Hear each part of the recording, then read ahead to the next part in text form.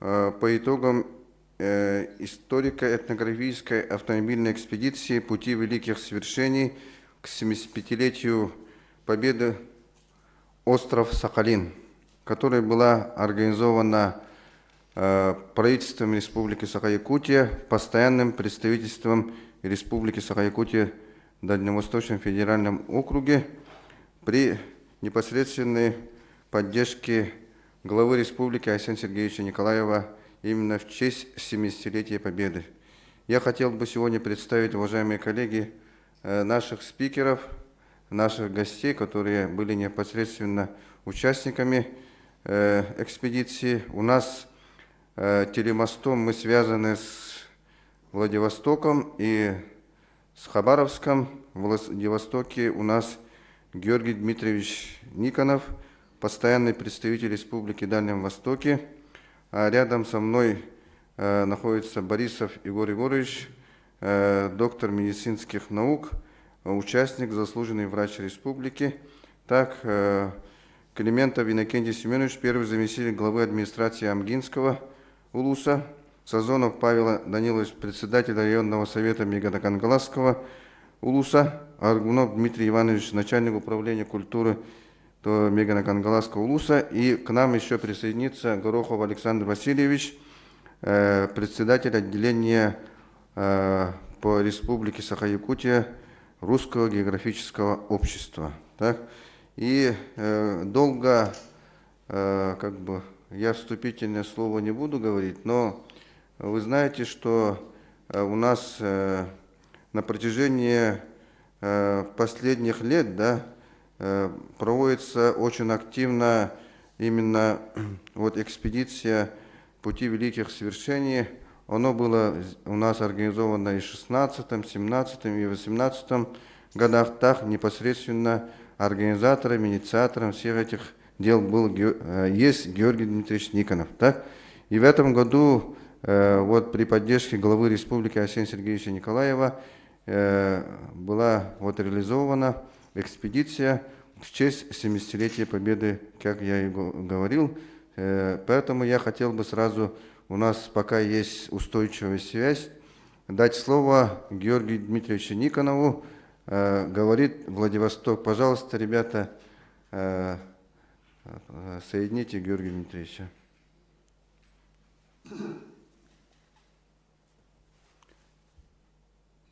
Уважаемые друзья, коллеги, разрешите поблагодарить за оказанный интерес разговор.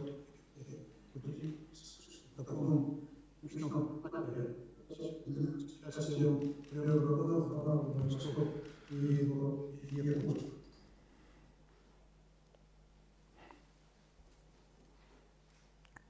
Пути великих свершений в уникальный проект, там где наш слайд.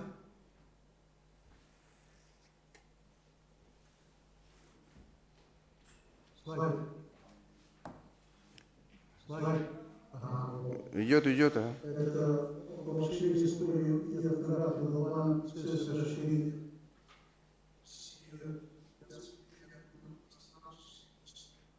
Дальнего Востока, Тихоокеанского побережья, которое мы начали в 2011 году. Назад.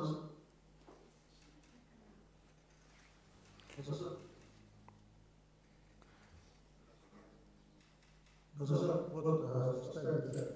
Ну, в рамках проекта было издано 6 остановок, 14 домов.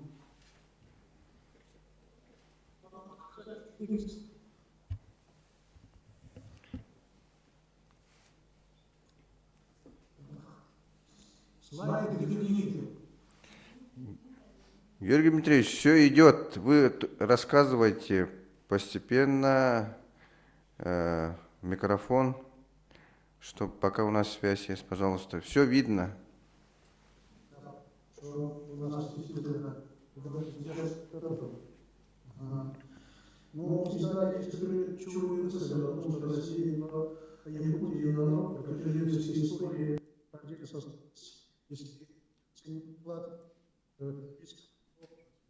сохранили самобытную многовековую культуру и добрыми делами способствовали укреплению сотрудничества между народами многонационального российского государства.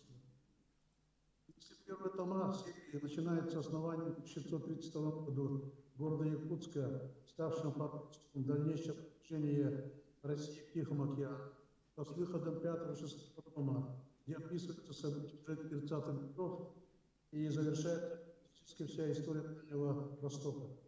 Серия, благодаря яркости, внимательности, большому количеству документов, фотографий, старинных данных, также текстом, сложенным языком, вызвал большой интерес и общественности кругов руководства. Но остался в издательских кругах, политических кругах образцом для подражания многих изданий, многочисленные награды, различных выставок. Но там объекты стороны получили широкий общественный резонанс, несколько экспедиций пути великих свершений. Это первая экспедиция 16, первая экспедиция в 16 году.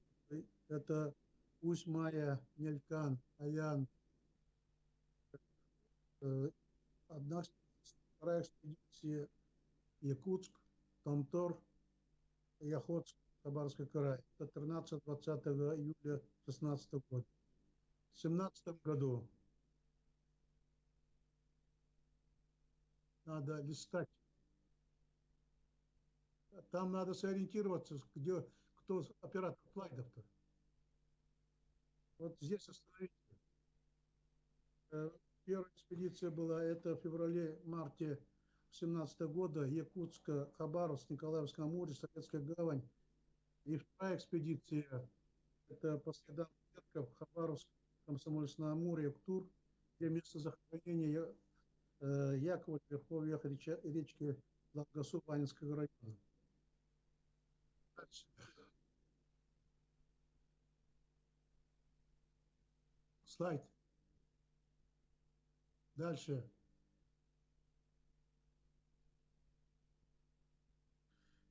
В 2018 году это Тугуро-Чумиканский район, через Февральск, Амурская область, село Цкое, Чумикан, это на январе 2018 года. И следующая экспедиция по следам Охотского транспорта, это Татинский, Тамбовский район Якутии, в марте-апреле 2018 года. И вот наша экспедиция, которая состоялась 2-12 ноября 2019 года, великих свершений, Хабаровска, Омск, Аха, Новгород, Сосновых, Поронайск, Южно-Сахалинск, Хабаровск. Надо листануть слайд.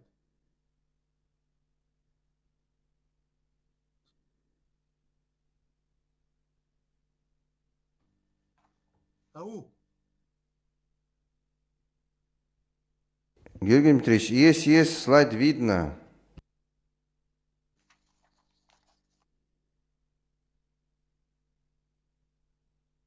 Слайд видно, но не... Дальше надо.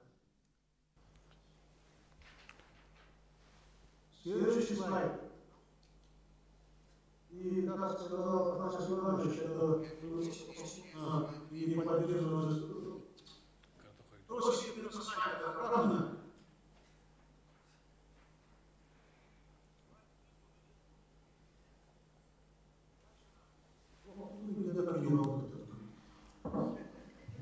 Георгий Дмитриевич.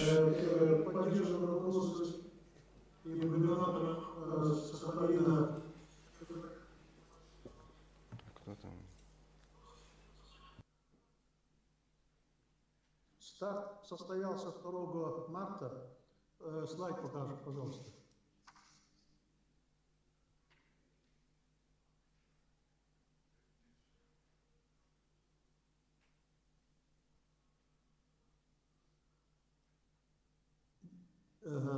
Это первая встреча нашей экспедиции. Нас провожала студенческая организация «Харды» и первый вечер обсуждения. Дальше.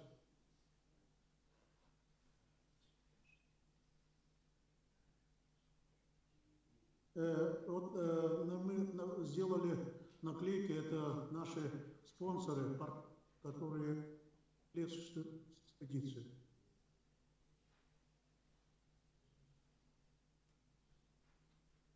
Дальше. Экспедиция в полном составе перед стартом Ванина. Но по пути были соблюдены все процедуры, которые полагаются на дальней дороге. Егор Егорович Исов благословил нашу дорогу.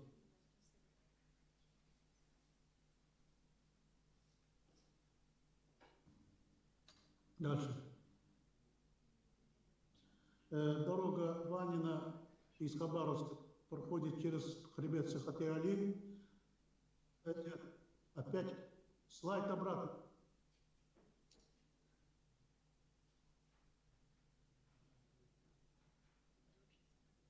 И вот это справа видна знаменитая речка Анюй, которая многократно описана Владимиром Клавдевичем Арсеньевым.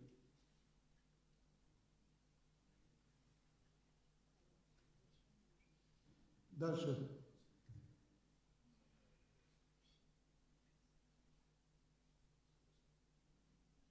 Советская гавань.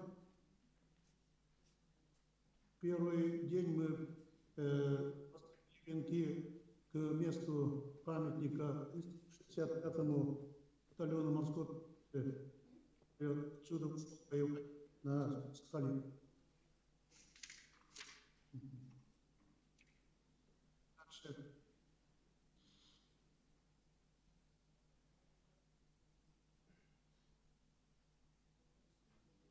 Вечером встреча в музее с краеведами общественными, которые сказали по экспедиции, и они тоже раскрытие планов по часть 75 лет Сахалина.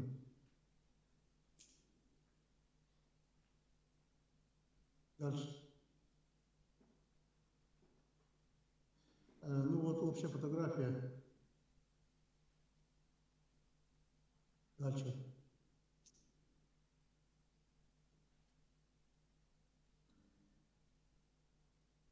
На следующий день было посещение терминала компании «Колмар», который находится в Ванино, бухте Кучка, которая начиналась с 2002 года. И в следующем году, в 2020 году, 31 марта, она будет запущена. Ну, как вы знаете, «Колмар» — это немецкая компания, через этот терминал пойдут наши нефтегазовые угли.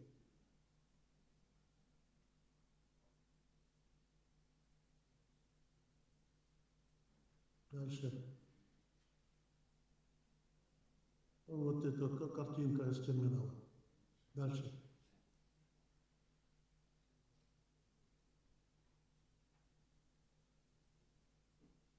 Встреча с главой Советско-Гаванского района Юрий Иванович Пухарьков.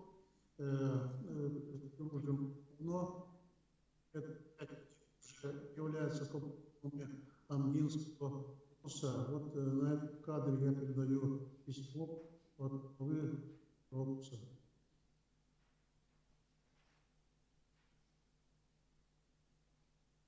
Дальше. Самая сложная часть нашей экспедиции — это была переправа на пароме. Очень логистика, очень много оформления документов, очередь. Раньше в советское время было 12 паромов, сейчас ходит 2 парома. И когда подъезжали, и ходил один паром. Были сложности по переезду в Сахалин. Это каюты, которые проживали во время перехода 17 часов проходит 5.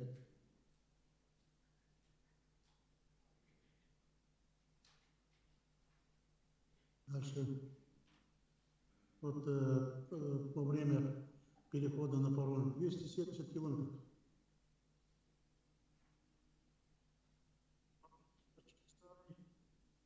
В этом году он должен стать на ремонт. Холмск. Мы прибыли дорогу 6 ноября, в 3 часу ночи видите, вот порт и внизу как парель открыта парома для выезда на машине.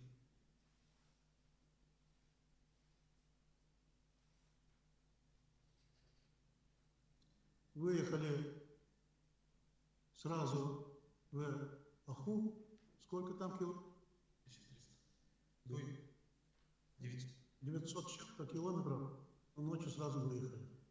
Дальше.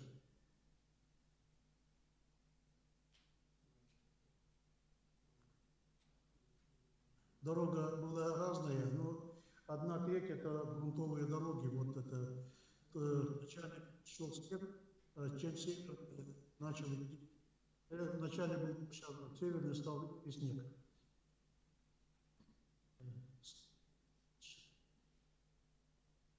Дальше. Вот строящаяся часть дороги представляет большие трудности для нашей маленькой машины. Ставим.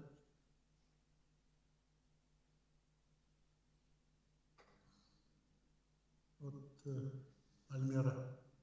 Дальше.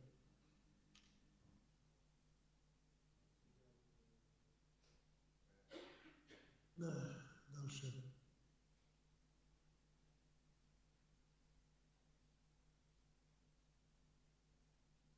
Ну, 18 часов вечера, несмотря на такую дорогу, мы прибыли в Аху, и библиотека столетие начали вчера, и встреча с общественностью, русским географическим обществом, местными жителями. И,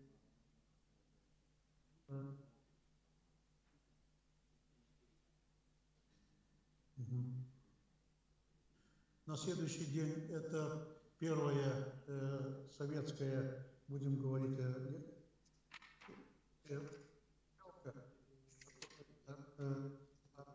1920, начала работать в 1928 году.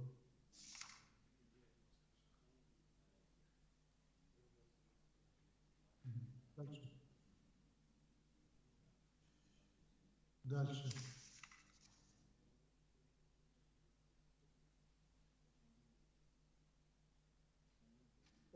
На этом месте, на месте естественного выхода нефти из-под обрыва поставили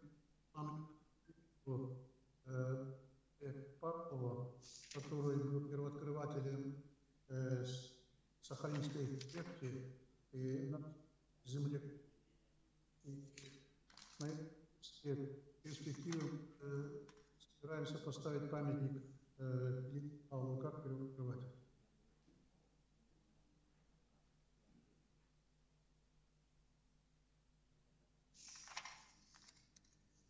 Дальше. Ну, это при выезде в Аху. Аху наши машины очень чистые, красивые.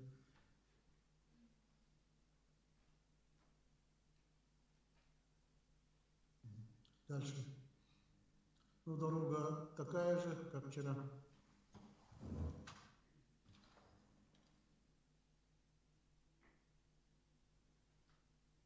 Мы хотели заехать в Нефтегорск, где была большая трагедия в 1928 году, 17 тысяч человек, но дорога очень сложная ехать.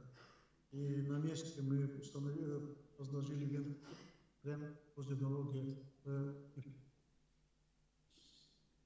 Первая остановка была в Новликах, где проживает писатель Владимир Михайлович Санги.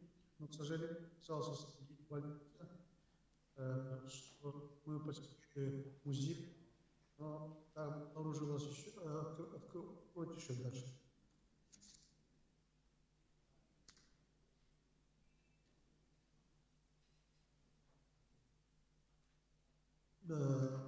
Там директором музея оказалась Татьяна Афанасьевна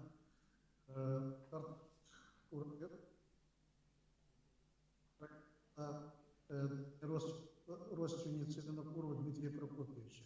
Вот его дед звали Степан Дмитриевич Куров. Считает себя сахалинской.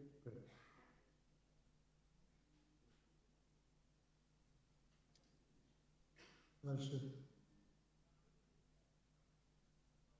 Мегинские друзья подарили ей книги про Меган Кангаласский вуз, пригласили ее.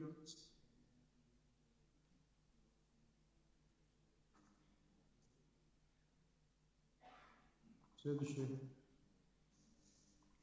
Ночью выехали до поселка Смирных, это 61 километр с Новликов.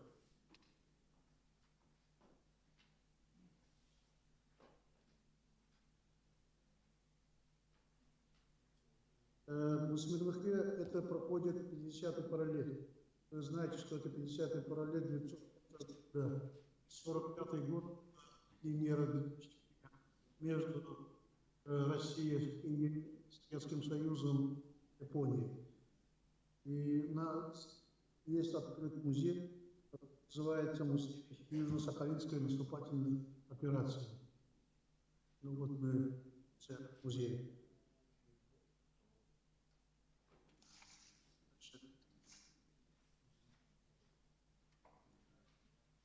Много артефактов, тех вещей, которые являются настоящими экспонатами.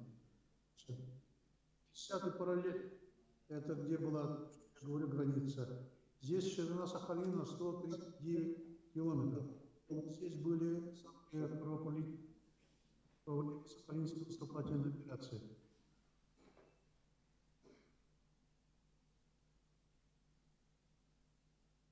Дальше.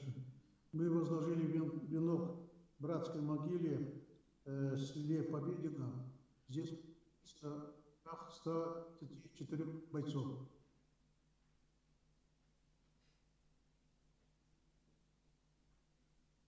Дальше.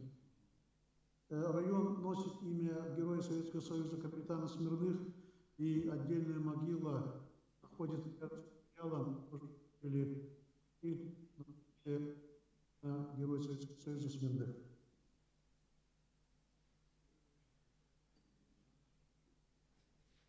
Дальше.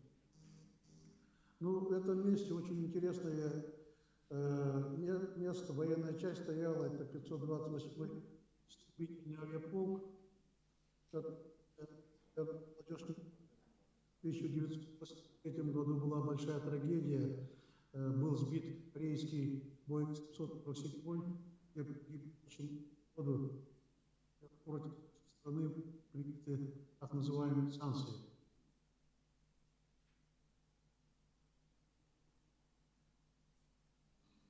Дальше едем в Поронайск. Дальше.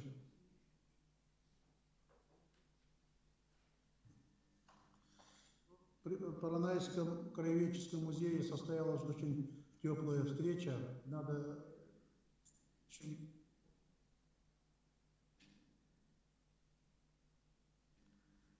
общественностью, с работниками музея, с местными жителями. Ну, это место, где жил наш земляк Дмитрий Прокопьевич. Якутский певец, вождь лесневодческих народов Сахалина с 1925 по 1942. Человек противоречивый, но в то же время один из ярких личностей, интеллигент якутского народа.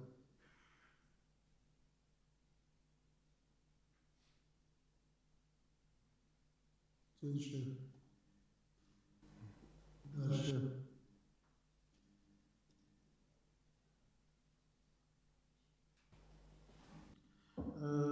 Земляки с Мегано-Кангаласского улуса вручили землю Галаса Петра Петровича.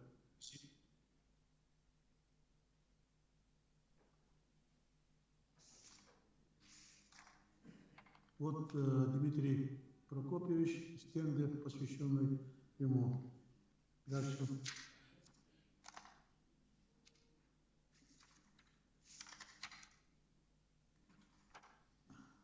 Ну вот музей провожает нас, и посетили место, поселок, где жил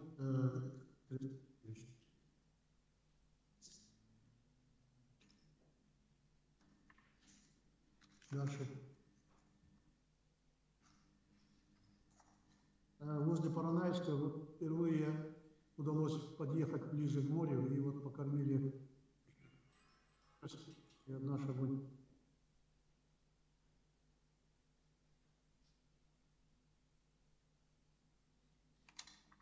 На берегу моря Охотского.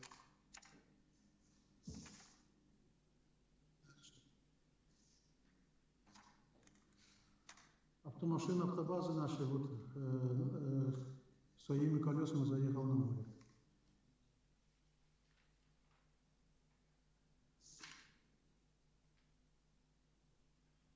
Дальше. Вечером выезжаем в Южно-Сахалинск. Дорога, как видите, очень хорошая.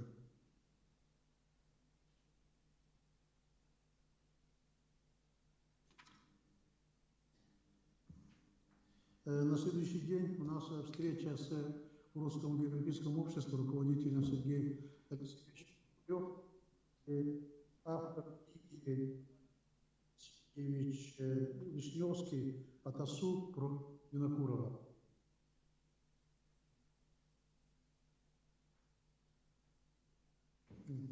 Очень содержательный разговор. Состоялись переговоры о возможности переиздания книги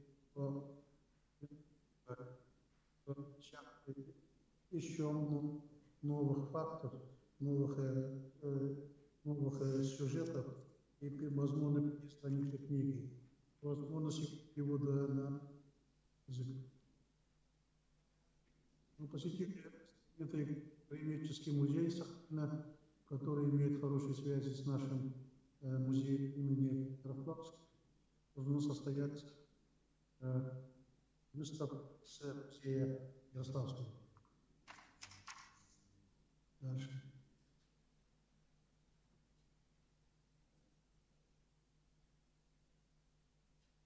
Тут музей «Мемориальный комплекс» — это Победа.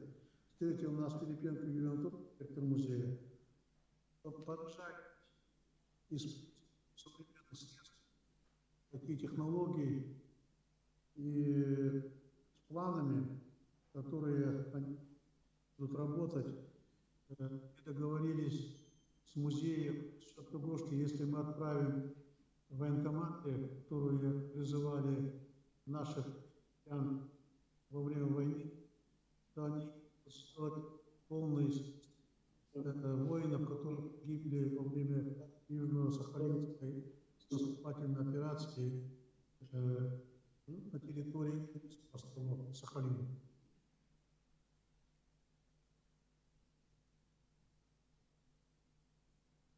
Вот директор — это Филипенко Юрий Анатольевич и научный руководитель Самарин Игорь Анатольевич.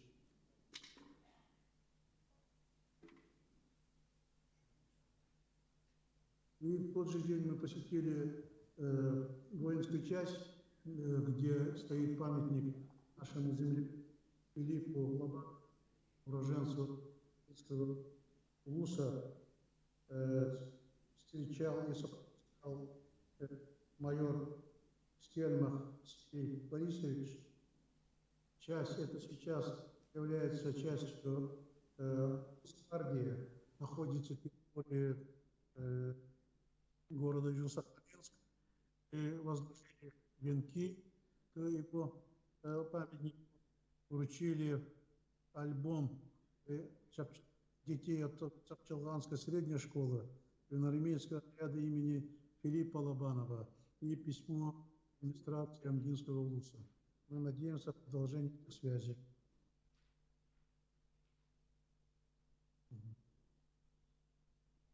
И последняя, наверное, точка, где мы посетили вот это в Сахалине, это город Холмск.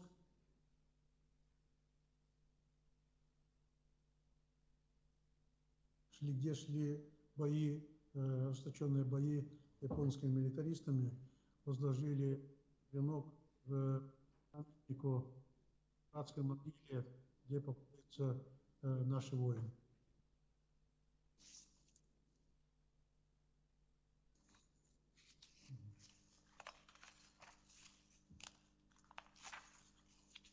Вот это вот братская могила.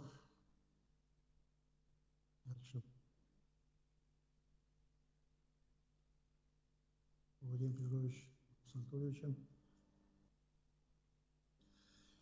Мы благодарим за помощь в осуществлении проекта, прежде всего, конечно, главу республики Алексея Сергеевича Николаева, Департамент внутренней политики администрации, Департамент информационной политики администрации, администрацию Бегина Кангаласского улуса, администрацию Амгинского улуса, отделение Республики Якутия Русского географического общества,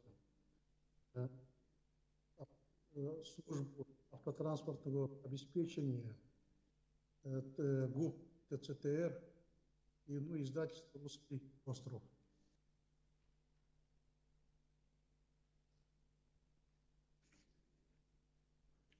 Так, вкратце у меня все. Спасибо, Георгий Дмитриевич. Ну, мы, уважаемые коллеги, связь была немножко, с опозданием, так, но мы Георгия Дмитриевича услышали, да.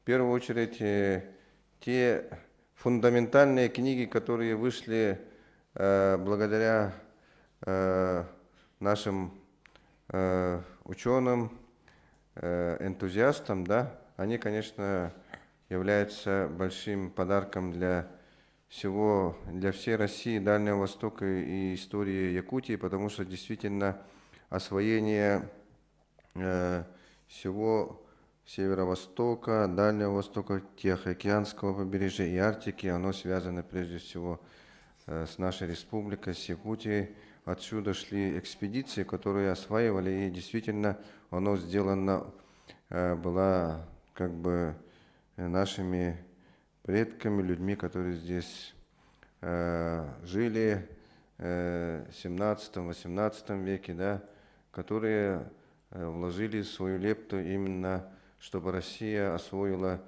весь Северо-Восток и Арктику. Так? Я хотел бы сказать, что все-таки Георгий Дмитриевич, когда начал рассказывать, да, в 2016 году они первую экспедицию сделали Якутск, форпост России на Дальнем Востоке по маршруту Усьмая, Нилькан, Аян, Хабаровский край, и потом Якутск, Томтора, Миконский улус, Охотск, Хабаровский край. То есть оно связывало у нас и Республика Саха-Якутия и Хабаровск, так? Потом в следующем году, в 17-м, то же самое было, именно, но маршрут был другой, так? Именно Якутск, Хабаровск, Николаевск на Амуре, Советская гавань, Хабаровский край, по следам предков по маршруту Комсомольск на Амуре, то есть уже расширилась география. И в 2018 году тоже экспедиция была связана, тут уже и Хабаровск, и Амурская область тоже, да, и с охватом именно больших, именно населенных пунктов, городов Дальнего Востока. А в этом году именно в преддверии 75-летия Победы при поддержке главы Республики Алексея Сергеевича Николаева у губернатора Сахалинской области Валерия Длимаренко была реализована при поддержке всех организаторов вот этой экспедиции. Я хотел бы предоставить слово председателю отделения Русского географического общества Республики Саха-Якутия Алексею Васильевичу Горохову. Добрый вечер, уважаемые друзья, коллеги. Действительно, вот то, что Георгий Дмитриевич делает со своими соратниками, и целый проект по названием «Пути великих свершений» реализуют. И очень показательно то, что в этом году это было связано с 75-летием Победы в Великой Отечественной войне, и посетили те места героической славы, которые на самом деле были очень такие яростные такие бои, которые имели значение, скажем так, не менее важные, чем на Западном фронте. Да? И эти вещи, конечно, нам надо помнить, и эти вещи надо прежде всего доносить до нашего молодого поколения. А в целом проект, он уже продолжается уже много лет, уже выпущены книги. Георгий Ильич, наверное, об этом уже сказывает, о том, что в рамках Дней Дальнего Востока по Российской Федерации, которые будут проходить в городе Москве 10 числа в штаб-квартире Русского географического общества в городе Москве будет проходить большая пресс-конференция. И Георгий Дмитриевич будет рассказывать про этот проект в целом и представлять. Ну, я, по-моему, на моей памяти уже второй раз, наверное, будет представлять этот проект в штабе Русского географического общества. И, конечно, с новыми направлениями, которые были реализованы в рамках этого проекта.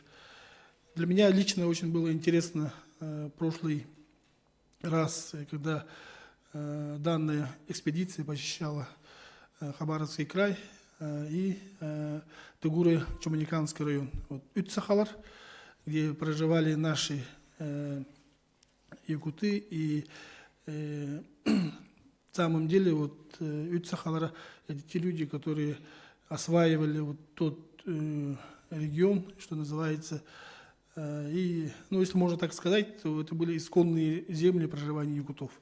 Мы об этом, может быть, сейчас забываем, но на самом деле действительно там целые рода жили, и были очень много наших земляков, которые проживали там и, соответственно, осваивали вот данную территорию. И через эти же земли потом выход был в целом на Дальний Восток.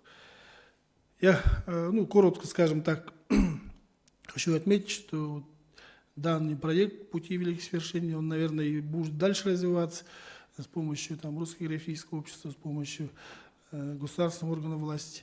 Но цель одна, то, что показать, мы одна большая семья с теми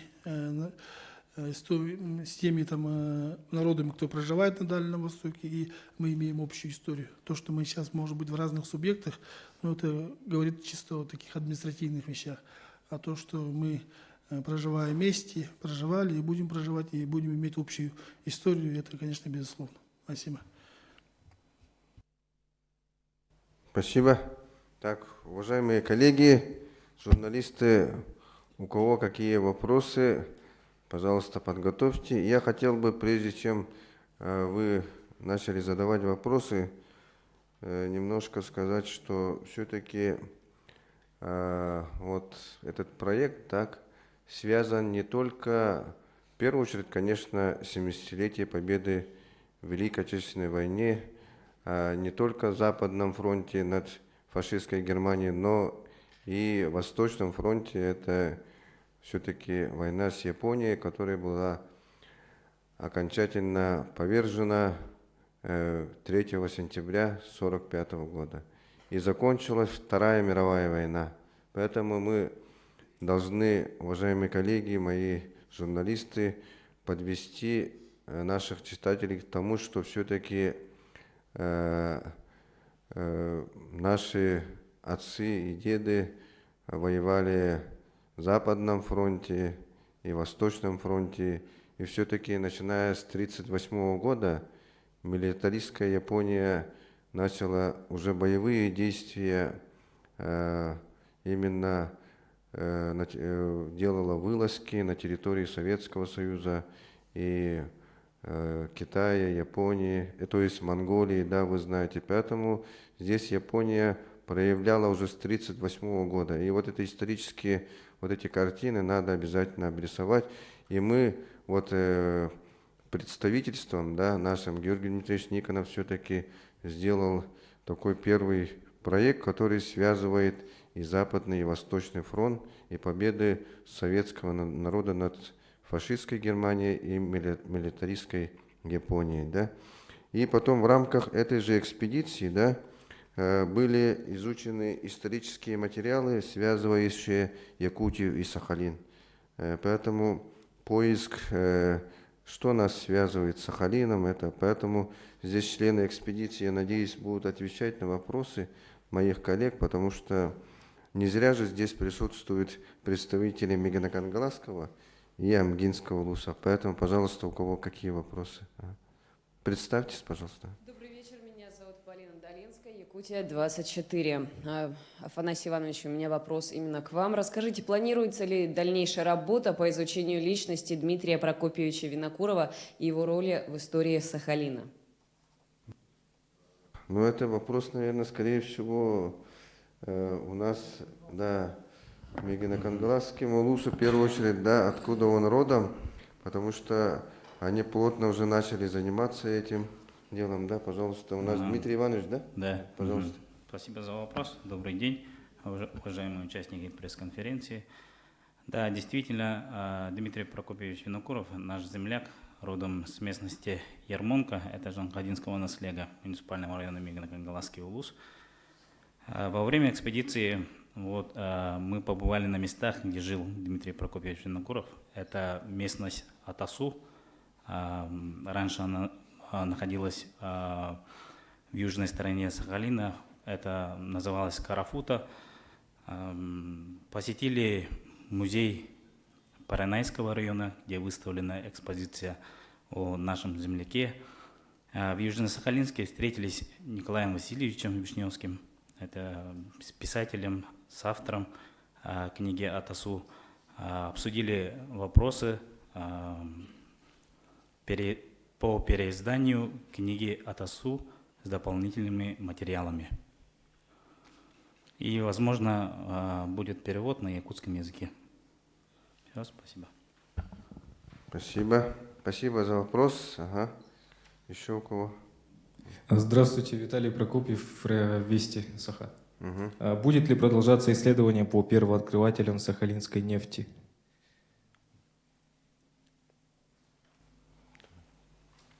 Ну, здесь я эту историю так глубоко не знаю, так, да, но у нас Георгий Дмитриевич на связи, да?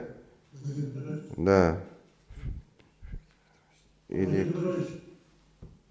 Владимир Петрович, давайте, пожалуйста, Хабаровск у нас на связи. Про Филиппа Павлова, который, как мы считаем, является одним из первооткрывателей сахалинской нефти, пожалуйста.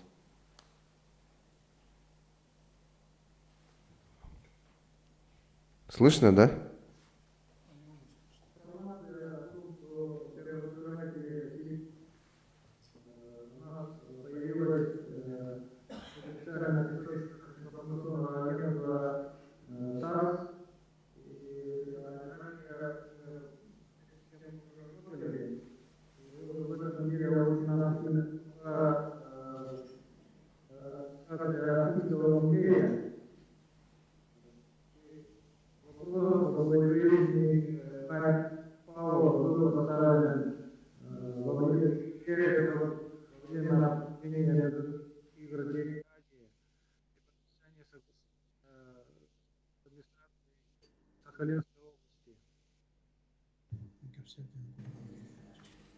Так, плохо слышно. Филипп Павлов, конечно, был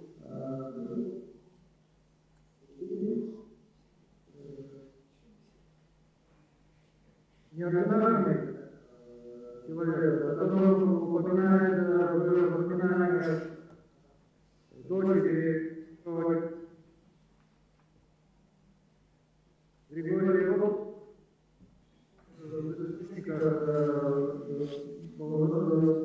изданиях историков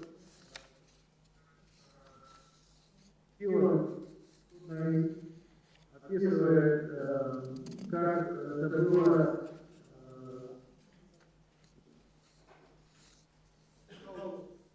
бутылку нефть на золотые часы и тем самым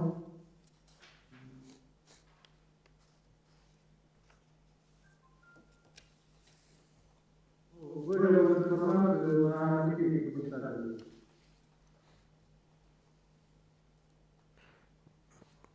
Владимир Петрович. Ну, мы предварительно нашли место естественного выхода. Да. И мы поставили на памяти мемориальный камень.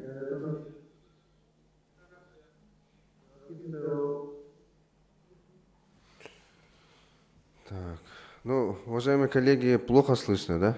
Тогда У нас коллеги из ГТРК Сахажи, да, задали вопрос. Пожалуйста, мы дадим телефон Владимира Петровича, да?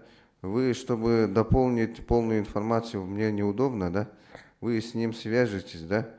Ну, насколько я знаю, он как бы сказал, что из наших коллег ТАСС был материал о том, что наш земляк является одним из первооткрывателей сахалинской нефти, да?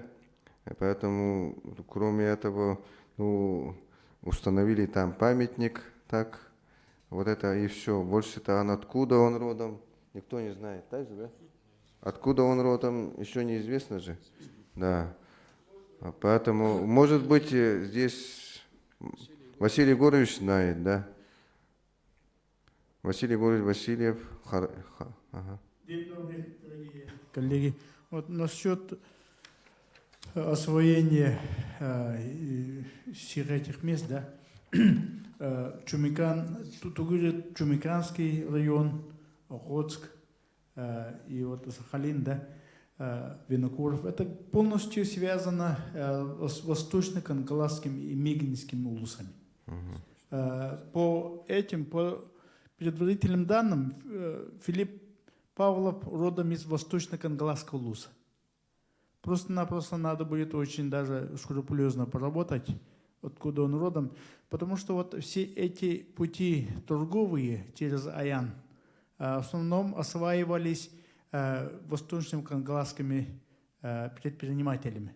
Манеттах, Вала, Бажидонов, Филипповы, там как раз вот и все эти пути связаны с восточным кангаласским, мегинским, сейчас теперешним мегино-кангаласским улусом. Так что вот думаю, что в этом отношении поиски будут более-менее существенны, более-менее конкретизированные. И думаю, что вот мы, думаю, на верном пути. В буквальном смысле вот то, что вот установили памятный столб, память Филиппа Павлова, это вот первое начало. И думаю, что вот в этом ключе краеведы и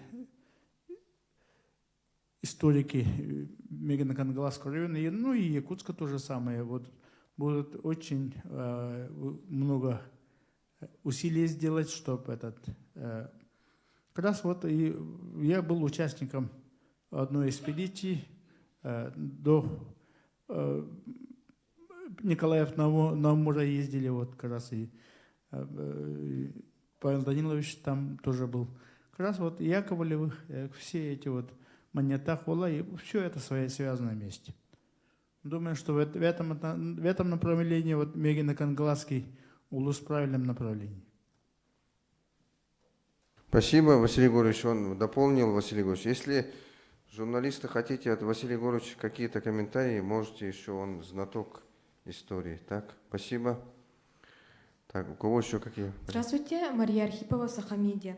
Вот Сахалинская земля славится своими героями, а также среди них есть и наш земляк Филипп Лобанов. Можете, пожалуйста, рассказать поподробнее о подвиге этого человека? Пожалуйста, Егор Егорович, вы были в экспедиции. Пожалуйста.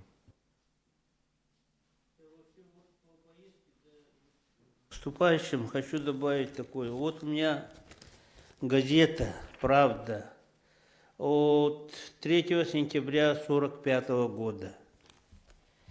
И здесь есть обращение Иосифа Виссарионовича Сталина к народу, советскому народу. И есть вот указ Президиума Верховного Совета СССР об объявлении 3 сентября праздником Победы над Японией. Вот этот праздник на сегодняшний день полностью забыт.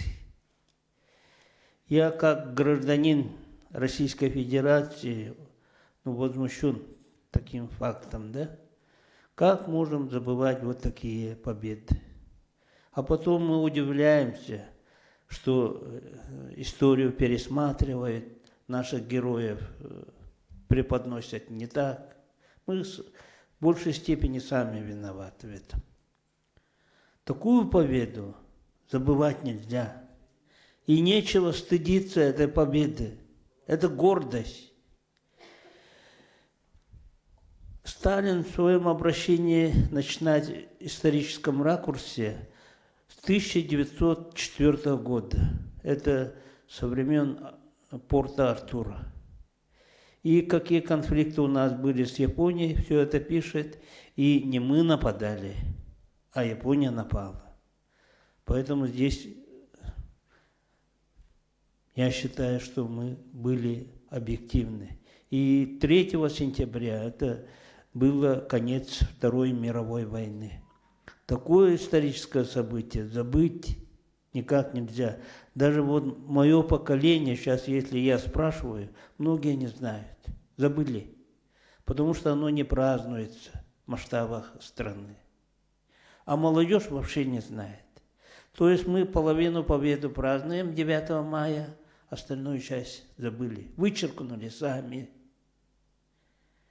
Сейчас это аргументируется тем, что Ельцин в свое время аргументировал тем, что отношения с Японией налаживаются, вот не хотят портить.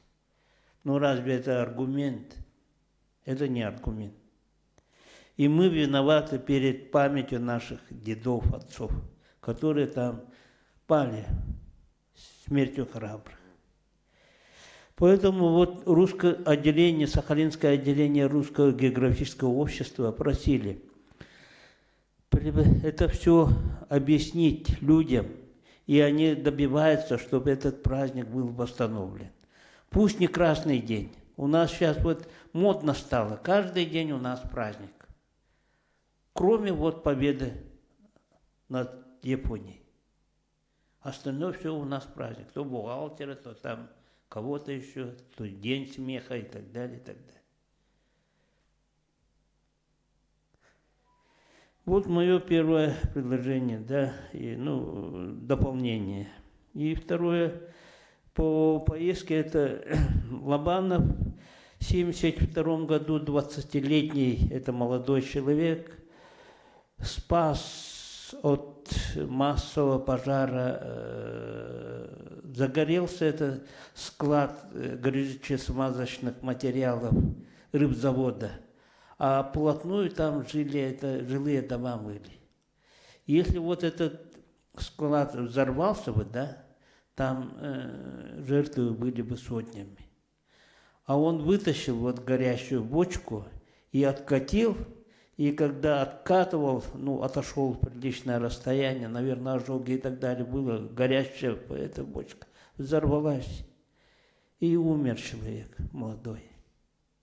Его достойно оценили, мы рады, да, там все время молодежь приходит, часть его музея, его очень хорошо уголок сделали. Сейчас вот школа, где учился Лобанов, начал с ними общаться, через нас вот они передали, чтобы мы к памятнику возложили венок. Мы это выполнили, и Чапчеланская школа сейчас с ними контактит. Да.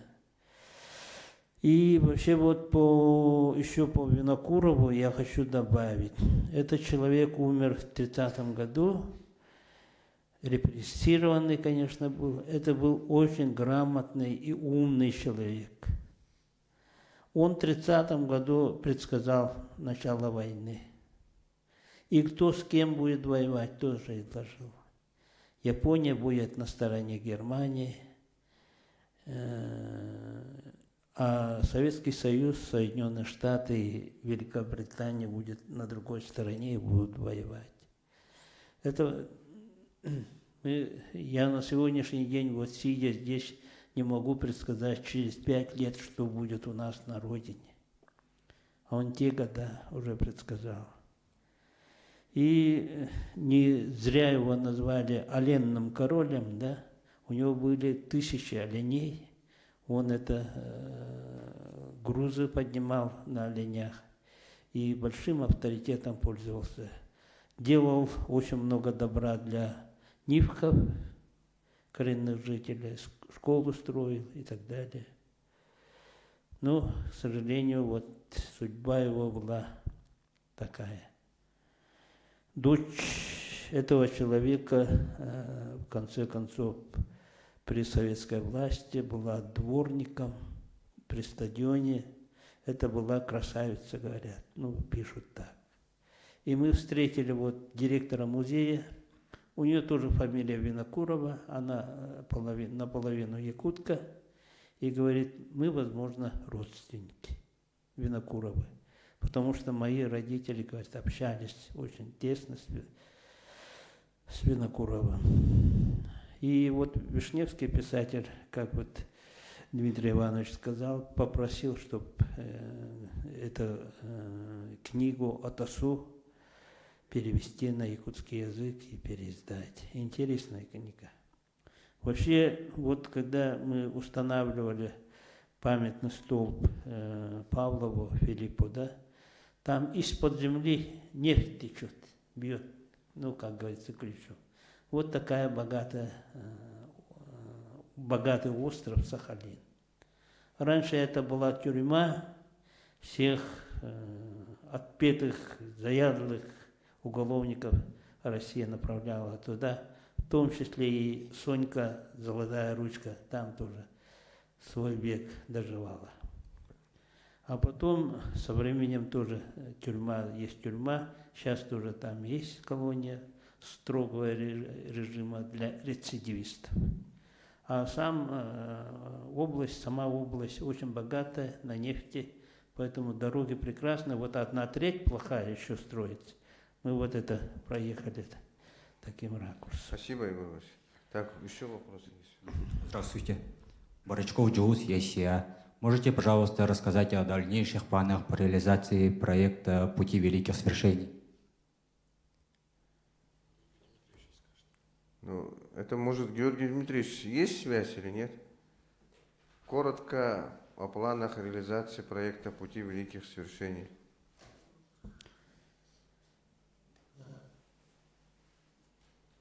У нас есть, слышно, да? Слышно, слышно. Вы спокойно говорите, слышно.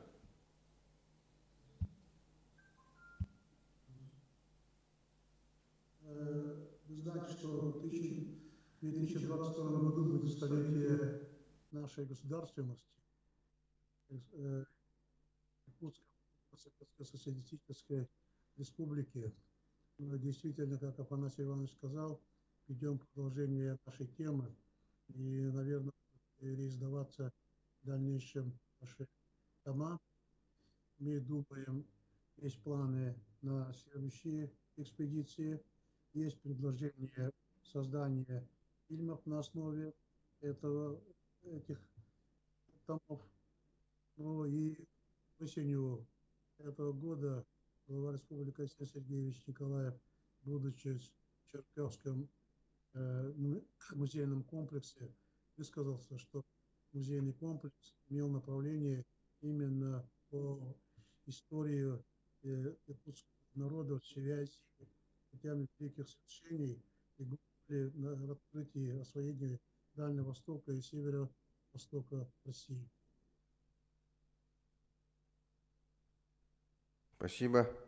Так, ну, есть еще вопросы? Нет, да? Уважаемые коллеги, тогда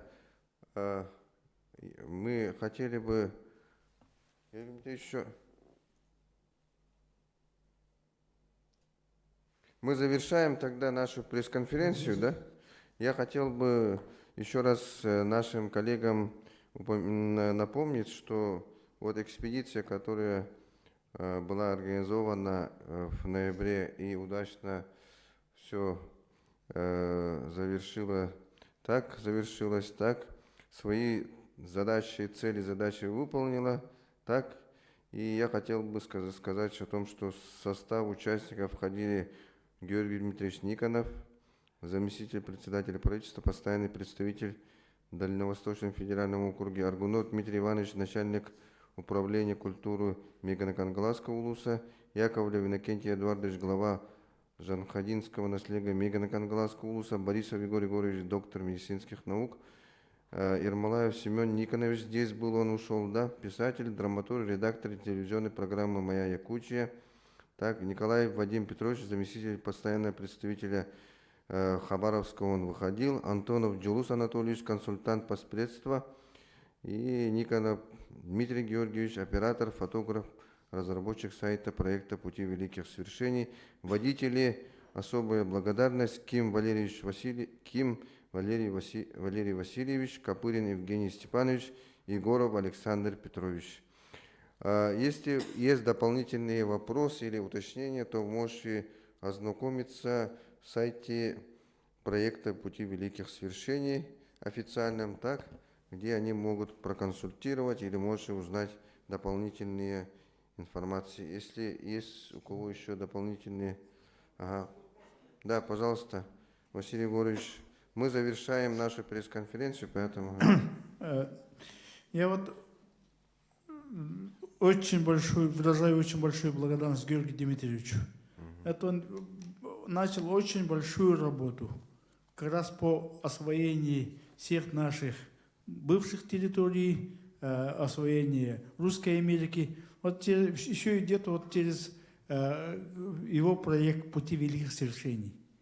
То, что вот он начал делать, это очень великое дело. Я вот сам как исследователь столько много ездил, да, и знаю, во что это вот вкладывается, какие там эти вот расходы, да. И то, что вот сделал Георгий Дмитриевич и его команда, это останется вот в анналах истории нашей республики и нашей России. Это вот очень великое большое дело. И то, что вот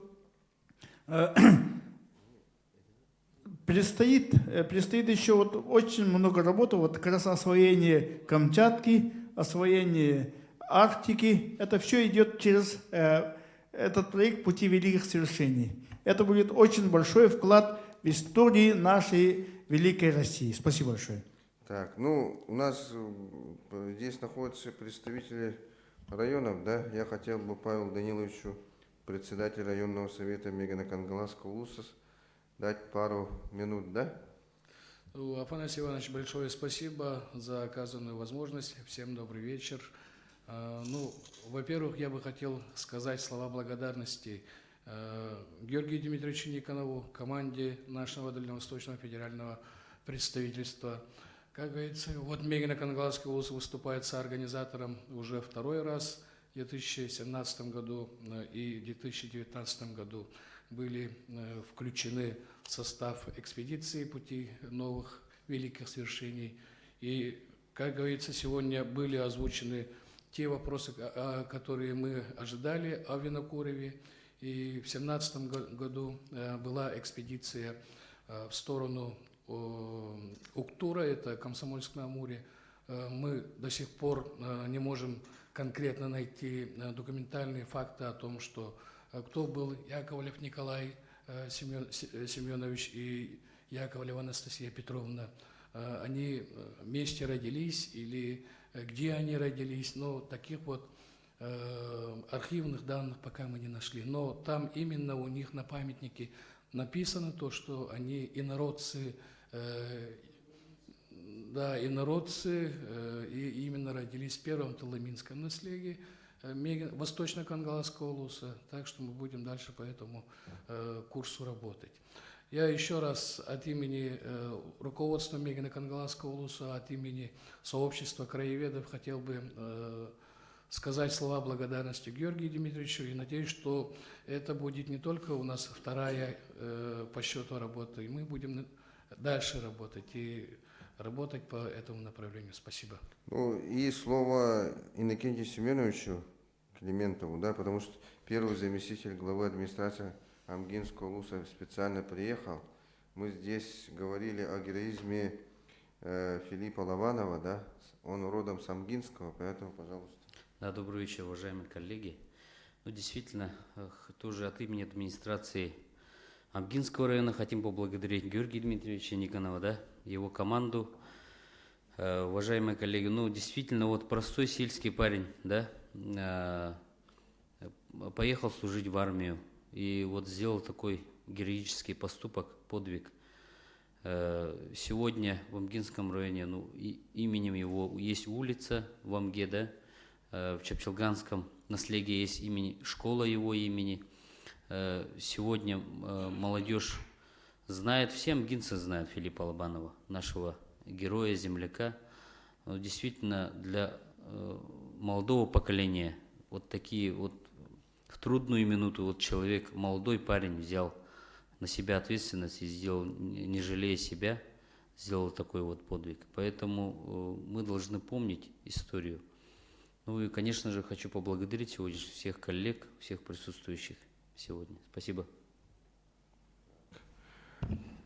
Уважаемые коллеги, героизм наших земляков, якутян, так, и во время Великой Отечественной войны, и во время мирной жизни, так и во время освоения вообще северо-востока России, так, оно открывает все новые и новые страницы благодаря экспедиции «Пути великих свершений», автором, вдохновителем, который является Георгий Дмитриевич Никонов.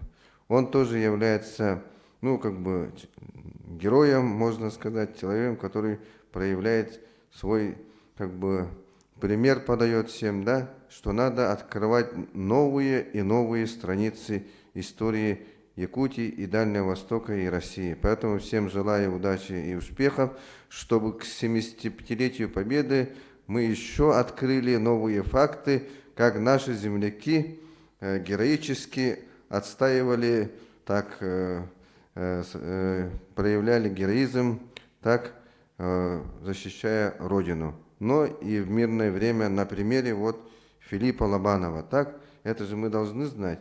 И мы должны гордиться своим наследием, районом, улусом, так, Республика Саха-Якутия и Российской Федерации. Спасибо всем, удачи и успехов. Спасибо за то, что пришли. Спасибо. Спасибо моим коллегам. Сюда.